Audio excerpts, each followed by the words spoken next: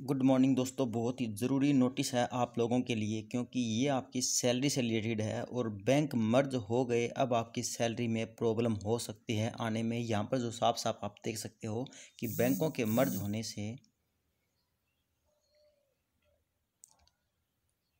पंजीकृत बेरोजगारों की परेशानियां बढ़ी हैं। ठीक है, यहाँ पर आपने देख लिया। और आईएफएससी कोड चेंज होने से बैंकों के जो पात्रों के खातों में पैसे जमा नहीं होगा भत्ता। ठीक है, जो बैंकों के जो पैसे थे वो आईएफएससी कोड होने से, चेंज होने से अब उनका जो है बढ़ चुकी भाई परेशानी। अब उनकी परेशानी अब ये है कि मतलब बैंक जो पहले था उसका कोई और बैंक था, अब वो मर्ज होकर दूसरे बैंक में चले गए। अब आईएफएससी कोड भी चेंज हो गया, तो अब जाकर के वो कैसे जाकर के पैसे होएंगे आप समझ सकते हो। ठीक है, तो अब यहाँ पर मैं आपको पूरी न्यूज़ पढ़ के सुनाता हूँ कि विलय हुए बैंकों का आईएफएससी अपडेट कराना आवश्यक है। जो बैंक किसी दूसरे बैंक में चले गए उनका जो आईएफएससी कोड है ना, उसके द्वारा पैसे भेजे जाते हैं। अकाउंट नंबर तो सेम रह गया आपका, लेकिन आईएफएससी कोड चेंज हो जाता है। ठीक है, कि उस बैंक का आईएफएससी कोड ये है, उस बैंक का आईएफएससी कोड ये है।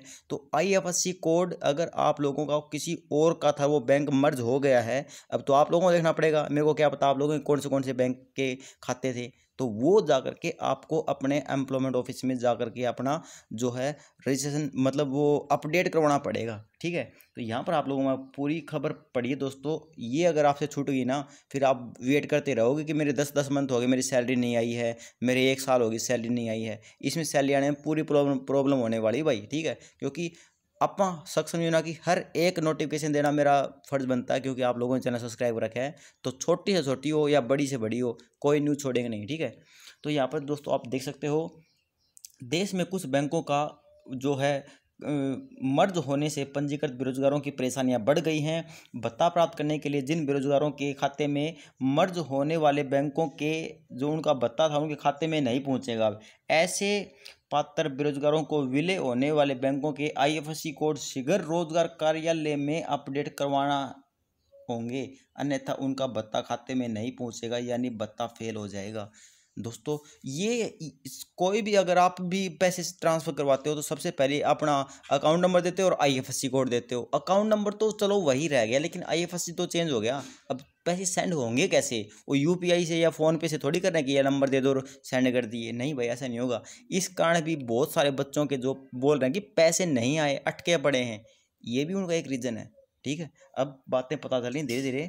तो और क्या बोला गया कि महेंद्रगढ़ रोजगार विभाग ने पंजीकृत पुराने व नए भत्ता पात्रों के अलावा सक्षम युवाओं के खाते में बीती यहाँ से होगा क्या, कहाँ से चला गया, बीती शाम को है, यहीं से होगा। बीती शाम को 2 करोड़ और 56 लाख रुपए डाले हैं। ठीक है, बीती शाम को।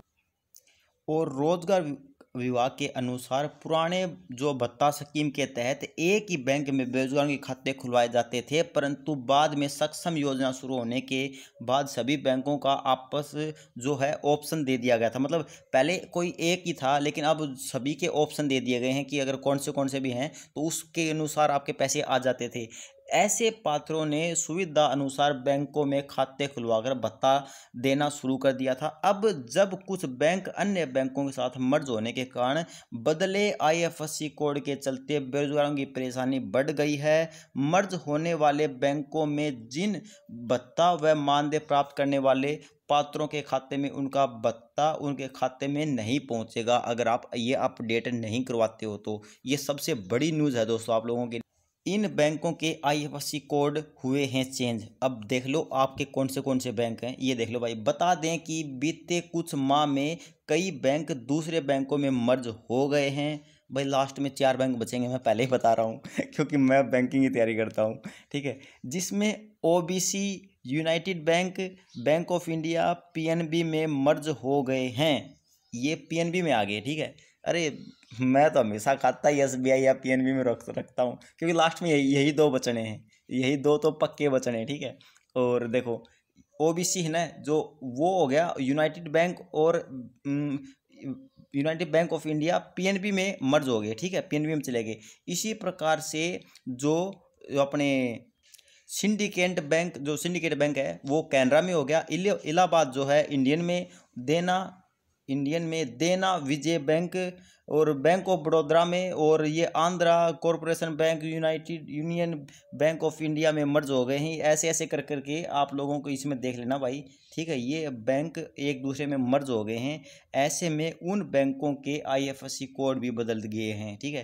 तो जो बैंक दूसरे में मर्ज हो गए, अब दूसरे का एक्टिव हो जाता है, ठीक है। तो अब जाकर के आप अपने एम्प्लॉयमेंट ऑफिस जाकर बता देना कि मेरा पहले ये बैंक था और उस बैंक के अनुसार इसका आप स्क्रीनशॉट ले लीजिए, ये लीजिए, इसका स्क्रीनशॉट ले लीजिए, ताकि आपको आपके प्रॉब्लम नहीं आएगी। जो आप पूछना चाहते हो कि मतलब मेरा कौन सा बैंक था और उसमें मर्ज हो गया, तो उसका IFSC कोड आप नेट से भी निकाल सकते हो और जाकर के अपना एम्प्लॉयमेंट अधिकारियों से ही पूछ सकते हो, वो आपको बता देंगे, ठीक है। इसका स्क्रीनशॉट लेकर रखना।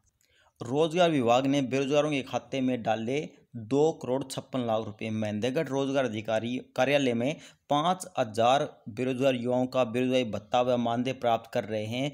विभाग ने बीते दिवस ग्रेजुएशन के तहत पंजीकृत पात्राओं को नवंबर का सक्षम में 100 घंटे काम करने वाले +2 ग्रेजुएट तथा PG, दिसंबर जनवरी फरवरी का जो प्लस मानदेय तथा उनका भत्ता स्कीम के तहत जुड़े बेरोजगारों को अक्टूबर नवंबर दिसंबर के भत्ते की राशि उनके खाते में डाल दी गई है।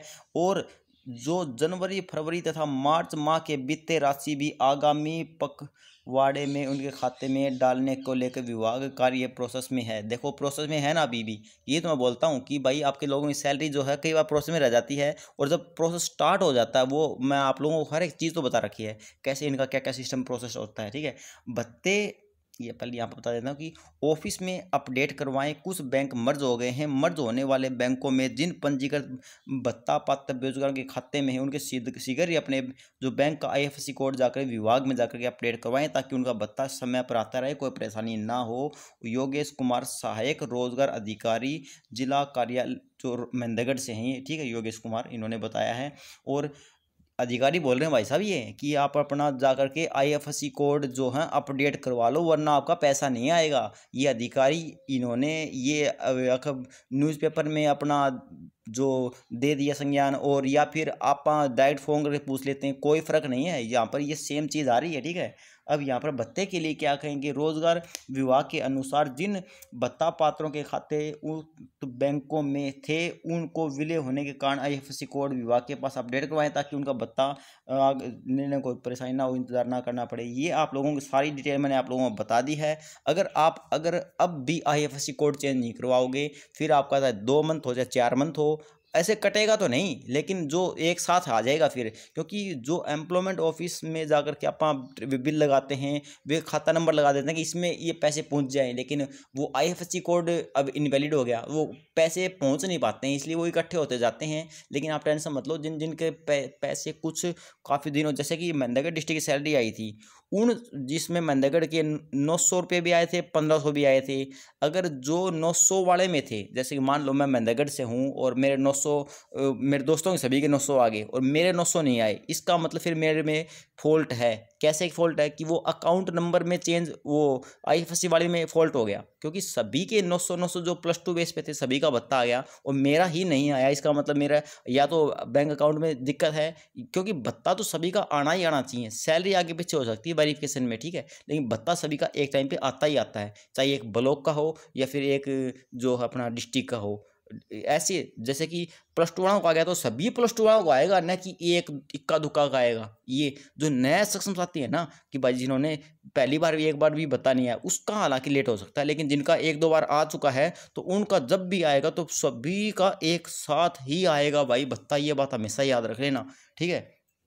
तो IFSC कोड चेंज करा लो फटाफट जा करके, जिनके बैंक मर्ज हो गए हैं। और मर्ज वाले का मैंने स्क्रीनशॉट आप लोगों को दे दिया था, वो स्क्रीनशॉट लेकर के रखना और आप लोगों को अपना पता कर लेना कि ये बैंक था आपका और ये इसमें मर्ज हो गया है। मैंने आपको स्क्रीनशॉट दिवा दिया है, ठीक है। अब जा करके अपना IFSC कोड अपना नेट से भी डाउनलोड कर सकते हो कि उस बैंक का IFSC कोड क्या है, उस बैंक का IFSC कोड क्या है। कि नेट से आप हर एक चीज़ निकाल सकते हो और जा करके अपना एम्प्लॉयमेंट ऑफिस में जाकर उनको बता दो, वो बस 2-4 क्लिक करेंगे, आपका एक्टिवेट हो जाएगा। ठीक है, इससे आपका भत्ता आने में अब आपको परेशानी नहीं होगी। ये दोस्तों बहुत बड़ी अपडेट थी, हालांकि है ये चीज़ छोटी सी, लेकिन इसके कारण आपका पैसा नहीं आएगा भाई साहब। और मेन चीज़ क्या है अपने सक्षम योजना में कि भत्ते के लिए अपन ने फॉर्म भर रखा है कि 900, 1500, 3000 के लिए, अगर वही नहीं आएंगे फिर काहे की सक्षम योजना। समझ रहे हो ना बात को। तो दोस्तों वीडियो काफ़ी लंबी बन गई है, हर एक साथियों के साथ शेयर जरूर कर देना भाई। ये वीडियो हर साथियों के साथ शेयर करनी बहुत ही कंपलसरी है। और अपना टेलीग्राम ग्रुप ज्वाइन जरूर कर लेना, लिंक मैंने डिस्क्रिप्शन में दे रखा है,